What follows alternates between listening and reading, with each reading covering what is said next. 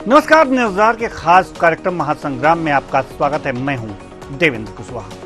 मुसलमान और मुसलमान 2024 लोकसभा चुनाव के शोर में यह भी एक मुद्दा गूंज रहा है, क्योंकि हिंदुस्तान की सियासत में मुसलमान दाल में नमक जैसा है। दाल में नमक थोड़ा सा ही डाला जाता है, लेकिन अगर ना हो तो पूरी दाल फीकी हो जाती है। चुनावी माहौल में हर चौराहे पर एक सवाल उठ रहा है कि मुसलमान किधर है और मुसलमानों का हिमायती कौन है। आज इस कार्यक्रम में इसी बात का करेंगे विश्लेषण। तो आइए शुरू करते हैं महासंग्राम। मुसलमानों का कौन, किसके मुसलमान। लोकसभा चुनाव में इस वक्त मुसलमान जोरे बहस है। मतलब चुनाव में एक मुद्दा मुसलमान है। मटन, मछली और मुगल से शुरू हुई चर्चा मुसलमान पर आ गई है। बीजेपी कहती है कि इंडी गठबंधन यानी कि कांग्रेस और सपा सत्ता में आई तो आपकी संपत्ति छीनकर मुसलमानों को दे देगी। बीजेपी का कहना है कि कांग्रेस का ध्यान सिर्फ मुसलमानों पर है। कांग्रेस आपकी संपत्ति छीनकर उन्हें दे दी। सुनिए प्रधानमंत्री नरेंद्र मोदी की ये बातें जो जनसभा में वो कह रहे हैं। कांग्रेस आपकी संपत्ति छीनकर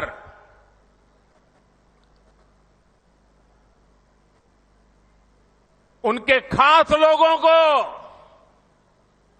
बांटने की गहरी साजिश रचकर बैठी है। 2-3 दिन पहले मैंने कांग्रेस की इस वोट बैंक की राजनीति, तुष्टीकरण की राजनीति का पर्दाफाश किया था।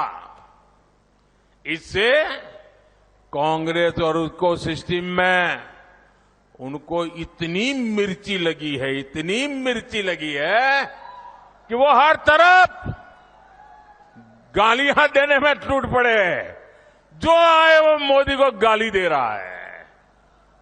मैं कांग्रेस से जानना चाहता हूं, आखिर कांग्रेस सच्चाई से इतना डरती क्यों है? कांग्रेस क्यों अपने नीतियों को ऐसे छिपाने में लगी है? जब आपने नीति बनाई है, निर्णय लिया है, तो अब जब मोदी जी ने खुल करके राज रख दिया, आपका हिडन एजेंडा बाहर आ गया, तो अब कांप रहे हो? अरे हिम्मत है तो स्वीकार करो। कांग्रेस को पीएम मोदी जो है मुसलमानों के हिमायती बता रहे हैं, और जिस नीति की बात प्रधानमंत्री नरेंद्र मोदी कर रहे हैं वह बात कांग्रेस के घोषणा पत्र की। 2024 के लोकसभा चुनाव के लिए कांग्रेस ने जो घोषणा पत्र पेश किया है, बीजेपी का कहना है कि यह उनका हिडन एजेंडा है। आइए उनमें मुसलमानों के लिए क्या कुछ कहा गया है जानते हैं। संपत्ति को सब में बांटने की बात क्या लिखा है? पृष्ठ संख्या 6। मुसलमानों के लिए अपने घोषणा पत्र में इतनी बातें लिखने वाली कांग्रेस, आपको बताएं पृष्ठ संख्या 6 पे लिखा है कि आर्थिक, सामाजिक, जातिगत जनगणना कराकर सुधार के कदम उठाएंगे। साथ ही साथ पृष्ठ 7 पर बहुसंख्यकवाद को जगह नहीं, अल्पसंख्यकों के अधिकारों के लिए प्रतिबद्ध रहेंगे। ये पृष्ठ संख्या 7 पर लिखा है।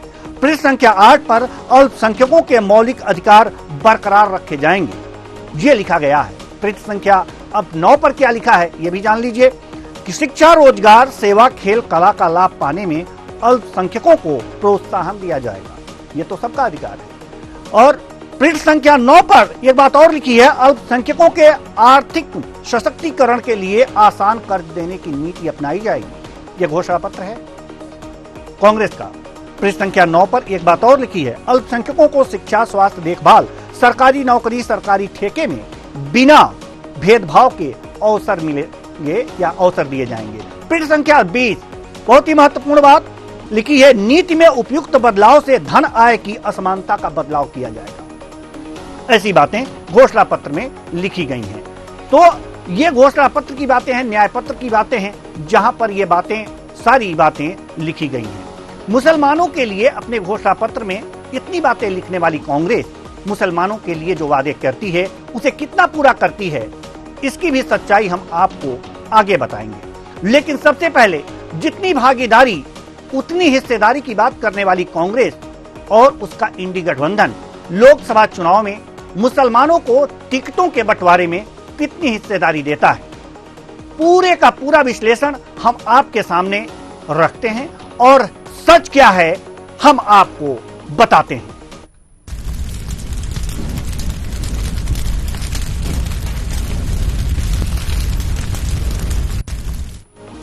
यह बात हम बहुत ही आराम से कह सकते हैं कि मुसलमानों का मसीहा बताने वाली पार्टियां मुसलमानों का वोट लेकर निकल लेती हैं।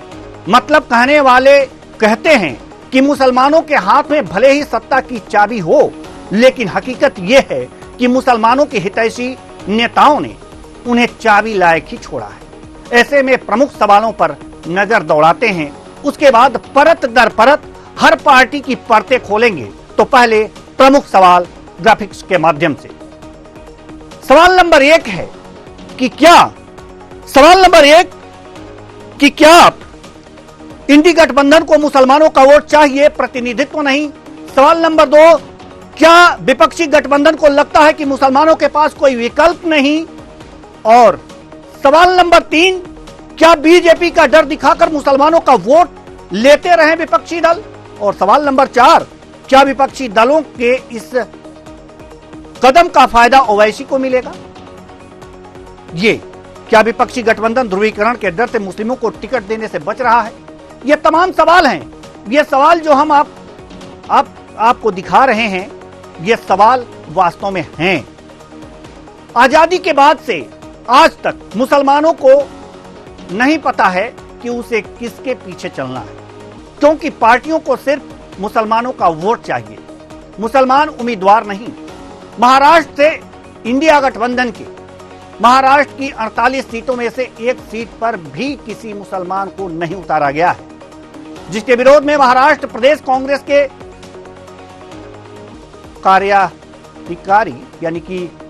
कार्यकारी अध्यक्ष और राज्य के पूर्व मंत्री मोहम्मद नसीम आरिफ खान पार्टी से स्टार प्रचारक पद से इस्तीफा दे दिया। और क्या कह रहे हैं जरा सुनिए। सवाल यह है कि पार्टी को हम मजबूत करें। सवाल यह है कि पार्टी को हम मजबूत करना चाहते हैं। आज देश को बचाने की लड़ाई कांग्रेस के हम सबके नेता राहुल गांधी जी लड़ रहे हैं। 5-5 हजार 7-7 हजार किलोमीटर की अपनी जान की परवाह किए बिना वो पदयात्रा कर रहे हैं, भारत को जोड़ने का काम कर रहे हैं। रात दिन पूरे देश में लोगों को जागृत करने का काम कर रहे हैं। हम लोग घूम रहे हैं पिछले 2, 3, 4, 5 साल से कि देश के लोकतंत्र को, देश की लोकशाही को हमें बचाना है, कांग्रेस पार्टी को मजबूत करना है। कांग्रेस लाओ देश बचाओ, ये नारा लेके हम लोगों के बीच में घूम रहे हैं। और जब हम समाज को ही न्याय नहीं दे पा रहे हैं तो बाकी लोगों को हम न्याय कैसे दिला पाएंगे? तो आज मेरे सामने ये सबसे बड़ा सवालिया निशान खड़ा है, इसीलिए मुझे ये कदम उठाना पड़ा। सियासत हमेशा मुसलमानों को सीढ़ियां बनाकर सत्ता की गद्दी पर बैठी है। मुल्क में कई पार्टियां मुसलमानों को चुनाव में ऑक्सीजन की तरह इस्तेमाल करती हैं। चुनाव के वक्त मुसलमानों की आंखों में ख्वाब डालती हैं और हक से उनका वोट लेती हैं, लेकिन हिस्सेदारी के वक्त मुंह फेर लेती हैं। असम, पश्चिम बंगाल, उत्तर प्रदेश, बिहार, झारखंड, दिल्ली और महाराष्ट्र इसकी जिंदा मिसाल है। हर पार्टी का दावा यह करती है कि उसने मुसलमानों की तस्वीर और तकदीर बदल दी। बावजूद इसके मुसलमान आज भी विकास के आउटर पर खड़ा है।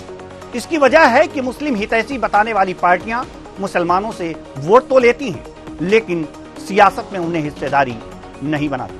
कांग्रेस और समाजवादी पार्टी मुसलमानों से वोट तो 100% लेती है, लेकिन हिस्सेदारी उतनी नहीं देती। उत्तर प्रदेश में मुलायम सिंह को तो मौलाना मुलायम सिंह कहा जाता था। मौजूदा लोकसभा चुनाव पर अगर नजर डालें तो सपा और कांग्रेस इंडी गठबंधन के तहत चुनावी मैदान में है। समाजवादी पार्टी 62 सीटों पर चुनाव लड़ रही है, लेकिन 62 में से महज 4 सीटों पर मुस्लिम उम्मीदवारों को मैदान में उतारा है। आइए जीएफएक्स के माध्यम से देखते हैं कि अखिलेश को मुस्लिम वोटों की दरकार है। 62 में 4 बनाए मुस्लिम उम्मीदवार। क्या है इसकी कहराना? मुस्लिम 40% और सपा प्रत्याशी जो हैं उनके नाम आपको बताया। सपा प्रत्याशी मौलाना मोहम्मदुल नदवी यहां पर रामपुर से प्रत्याशी बनाए गए हैं। और वहीं पर गाजी संभल से इसमें 77.67% मुस्लिम हैं। सपा प्रत्याशी जियाउर रहमान वर्क हैं। और अगर बात गाजीपुर की करें तो यहां पर 11% मुसलमान हैं और मुस्लिम सपा प्रत्याशी हैं अफजल अंसारी।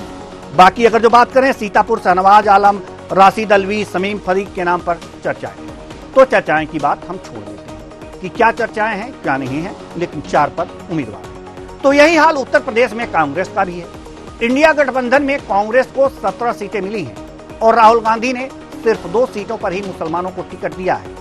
आइए ग्राफिक्स के माध्यम से जानते हैं कि राहुल को मुस्लिम वोटों की दरकार 17 में 2 बनाए उम्मीदवार। क्यों बनाए? सहारनपुर से और इमरान मसूद को इन्होंने टिकट दिया है।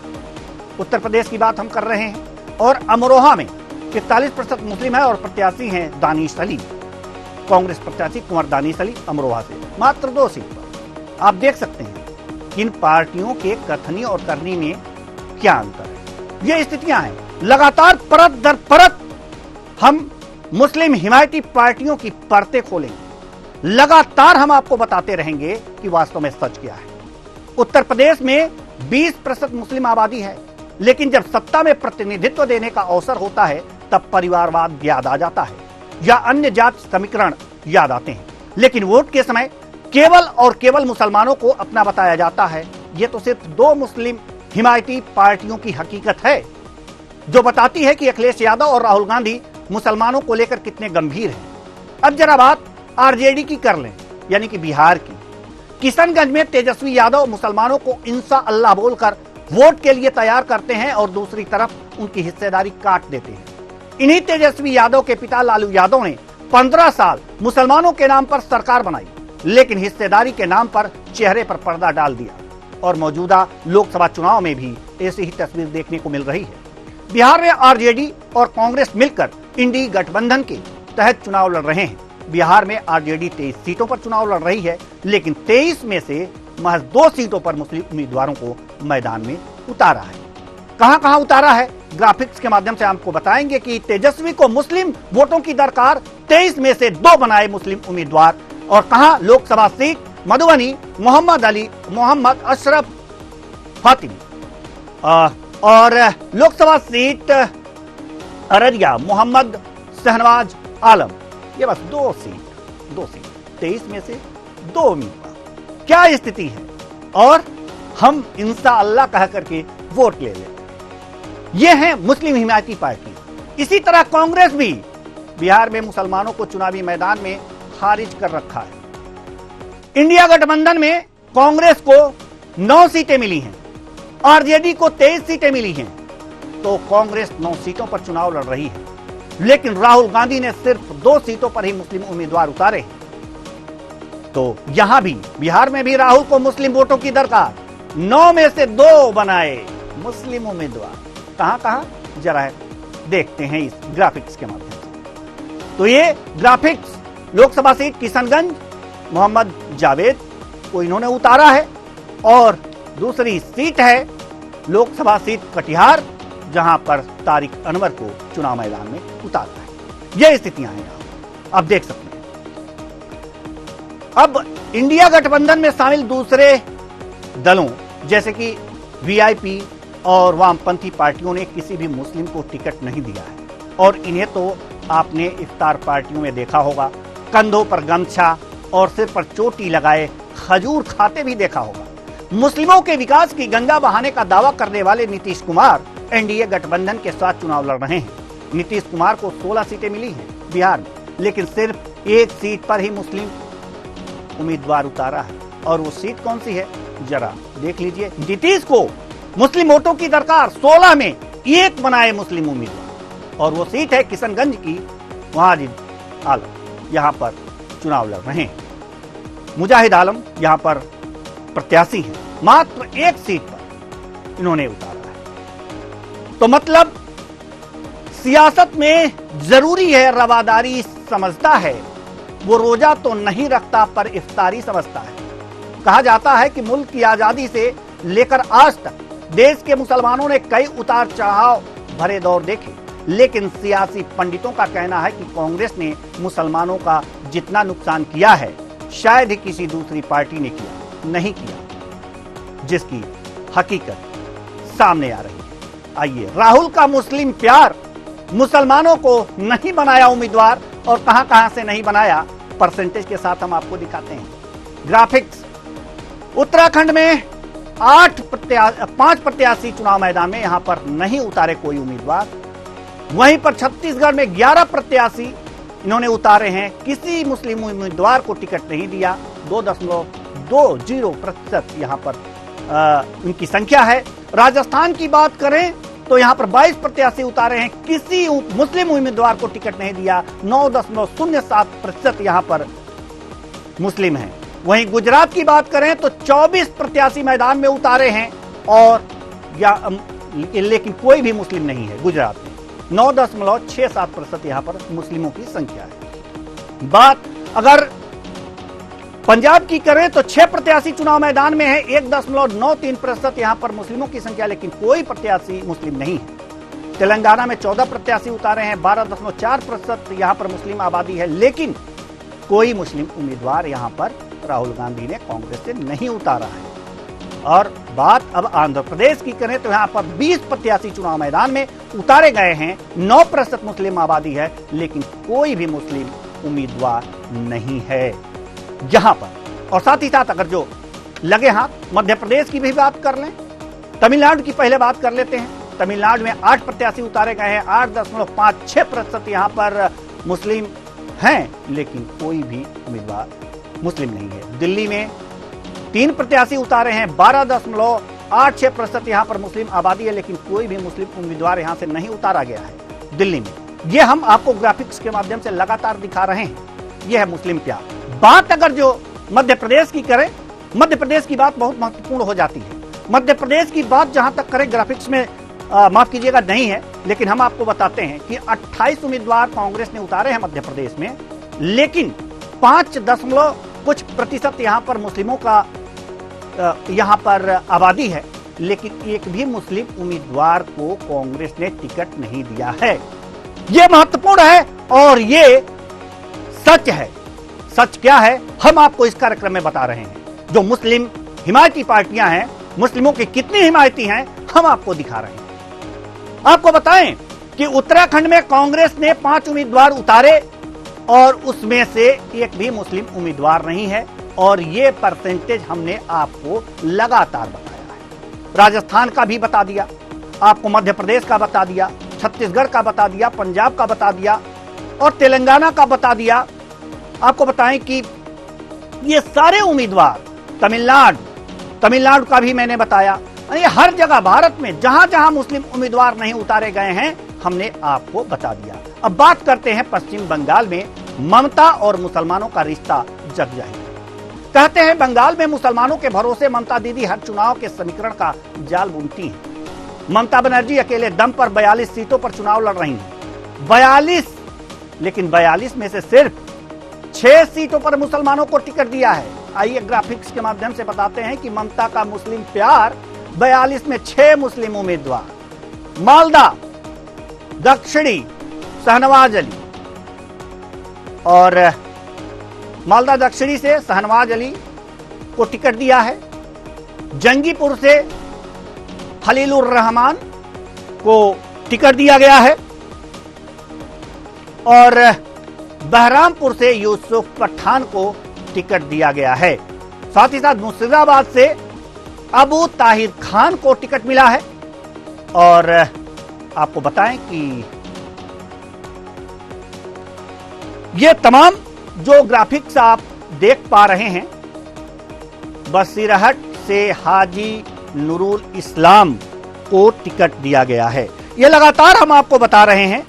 उलूबेड़िया से सजदा अहमद को टिकट दिया गया है। यह मालदा दक्षिण शहनवाज अली। तो ये 6 सीट ममता दीदी ने, जो कि अपने राजनीति की बुनावट ही मुस्लिमों से करती हैं, उनकी आबादी से करती हैं, उनको 42 में से 6 सीट से नवाजा है। कितने जीत कर जाएंगे ये देखेंगे। तो जुबानी वादों से परे सियासत की हकीकत इतनी कड़वी है जिसे निगला नहीं जा सकता। मुस्लिम हितैषी नेता सियासी समीकरणों का मंथन करके अमृत तो खुद पी लेते हैं और विष मुसलमानों में बांट देते हैं। सियासत के आईने पर लिखे फरेब के आंकड़े जब सामने आते हैं तो पता चलता है कि भारत में जितने मुसलमान हैं उस हिसाब से संसद में उनकी मौजूदगी नहीं है। लंबे वक्त तक देश पर राज करने वाली और खुद को मुसलमानों का हिमायती कहने वाली कांग्रेस की मुसलमानों को लेकर हकीकत सुनेंगे तो सिर पकड़ लेंगे। चुनावी माहौल में कर्नाटक में मुसलमानों को आरक्षण देने का मुद्दा गूंज रहा है, जहां कर्नाटक में कांग्रेस ने ओबीसी कैटेगरी से मुसलमानों को 4% आरक्षण देने का फैसला किया है। तो आइए, ये है हकीकत और इस हकीकत को हम आपको बताते हैं। हकीकत यह है कि कर्नाटक में कांग्रेस जिन मुसलमानों को आरक्षण देने की बात कर रही है, वहां उनकी ही सरकार में सिर्फ एक मुस्लिम मंत्री जमीर खान है।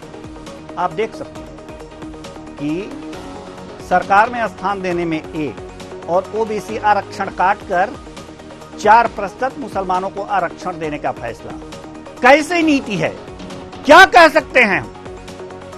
यह पहला मौका नहीं है जब मुसलमानों को लेकर कांग्रेस ने सिर्फ उम्मीद पर रखा है। इससे पहले भी कांग्रेस 5 बार मुसलमानों को आरक्षण देने का लॉलीपॉप दे चुकी है, लेकिन मुसलमानों के हाथ आज भी खाली है। और कांग्रेस का, आइए आपको दिखाते हैं कि कांग्रेस का मुसलमानों का ऐलाने लॉलीपॉप क्या क्या है।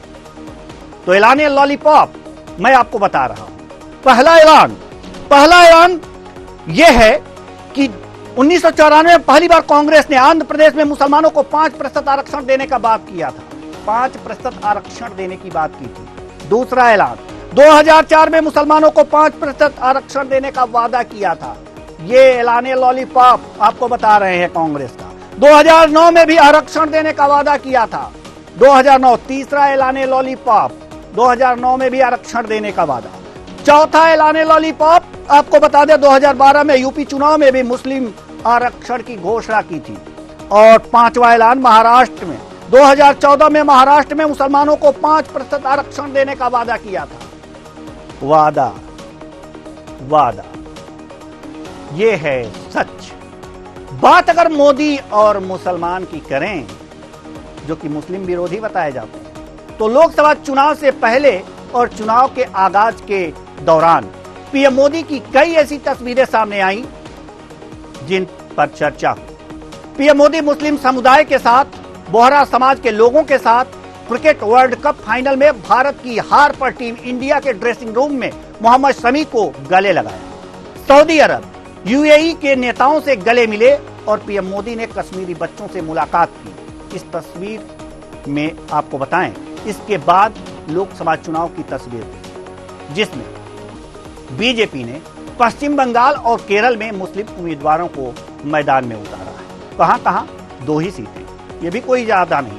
मोदी भाईजान 2024 के रण में मुसलमान क्या हैं?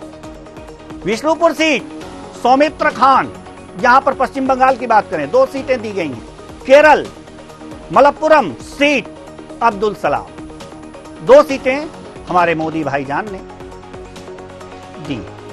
मतलब बीजेपी अपने नारे सबका साथ, सबका विकास और सबका विश्वास के साथ देश के हर वर्ग का विकास कर रही है, उसे मुख्य धारा में ला रही है। आइए देखते हैं कि बीजेपी ने कब कितने मुस्लिम उम्मीदवार उतारे हैं इस ग्राफिक्स के माध्यम से। हर पार्टी का परत दर परत विश्लेषण हम कर रहे हैं, लगातार सच क्या है यह बता रहे हैं। लोकसभा चुनाव 2009 बीजेपी के मुसलमान प्रत्याशी 4 मुसलमान प्रत्याशियों को इन्होंने उतारा है। और 2009 में बीजेपी 4 मुसलमान प्रत्याशी, 2014 में 7 मुस्लिम उम्मीदवार उतारे हैं। लोकसभा चुनाव 2019 में 6 मुसलमानों को टिकट दिया है। तो ये हैं स्थितियां मोदी भाईजान के बीजेपी। 2024 के लोकसभा चुनाव में बीजेपी ने भले ही 2 मुसलमानों को टिकट दिया, तो इंडिया गठबंधन ने भी मुसलमानों का हाथ मजबूती से नहीं पकड़ा। हम मानते हैं कि बीजेपी मुस्लिम विरोधी है, नहीं दिया। आप तो सही हो, आप क्यों नहीं दिए? इंडिया गठबंधन ने उन्हीं सीटों पर मुसलमानों को टिकट दिया जिन सीटों पर मुसलमानों की संख्या 30% से ज्यादा है। लोकसभा पहुंचने वाले सांसदों के आंकड़े देखकर लगता है कि एनडीए गठबंधन हो या इंडिया गठबंधन, आखिर ये मुसलमानों को टिकट देने से क्यों बचते हैं? क्यों बचते हैं? बीजेपी कांग्रेस के मुस्लिम कैंडिडेट क्या क्या हैं, आपको हम दिखाते हैं इस ग्राफिक के माध्यम से सच क्या है। 2004 में एनडीए गठबंधन ने करीब 20 मुसलमानों को टिकट दिया था। 2004 के लोकसभा चुनाव में एनडीए गठबंधन ने, बीजेपी और अलायंस, और 2004 में यूपीए गठबंधन ने 50 मुसलमानों को टिकट दिया था। ये आप देख सकते हैं, संख्या ज्यादा है। 2009 में एनडीए गठबंधन ने करीब 10 मुसलमानों को टिकट दिया था, घट गई, और वहीं पर यूपीए गठबंधन ने 50 मुसलमानों को टिकट दिया था। 2009 की बात हम कर रहे हैं। और आगे अगर जो बात करें तो, लेकिन सवाल आज भी अपनी जगह पर खड़ा है। सवाल वही है कि मुसलमानों के मसीहा बताने वाली पार्टियां भी मुसलमानों को टिकट देने के मामले में क्यों बचती नजर आती हैं? यह सवाल है। यह सवाल, जितनी आबादी उतनी नहीं हिस्सेदारी, ऐसा क्यों है? आइए ग्राफिक्स के माध्यम से जानते हैं कि जितनी हिस्सेदारी। 2004 34 मुस्लिम सांसद संसद पहुंचे थे 2004 में, और 2009 में 30 मुस्लिम सांसद संसद पहुंचे थे। 2009 में 30 मुस्लिम सांसद संसद पहुंचे थे। 2014 की बात करें तो 22 मुस्लिम सांसद संसद पहुंचे थे। सांसदों की संख्या घट गई, यहां पर आप देख सकते हैं। 2019 में यह संख्या बढ़ी है, 27 मुस्लिम सांसद संसद पहुंचे। आपको बताएं, ऐसे में सवाल है कि विपक्ष सोच क्या रहा है? विपक्ष ये मानकर चल रहा है कि मुसलमानों के पास तरक्की की राह पर चलने का दूसरा कोई रास्ता नहीं है। ऐसे में सवाल है कि क्या पार्टियां अपने फायदे के लिए मुसलमानों की मजबूरियों का फायदा उठा रही हैं? अब शायद ये कहना गलत नहीं होगा कि वो झूठ बोल रहा था, बड़े सलीके से हम एतबार न करते तो और क्या करते, क्योंकि मुसलमानों की हिमायती पार्टियां मुसलमानों के साथ यही कर रही हैं। फिलहाल इस कार्यक्रम में इतना ही। नमस्कार।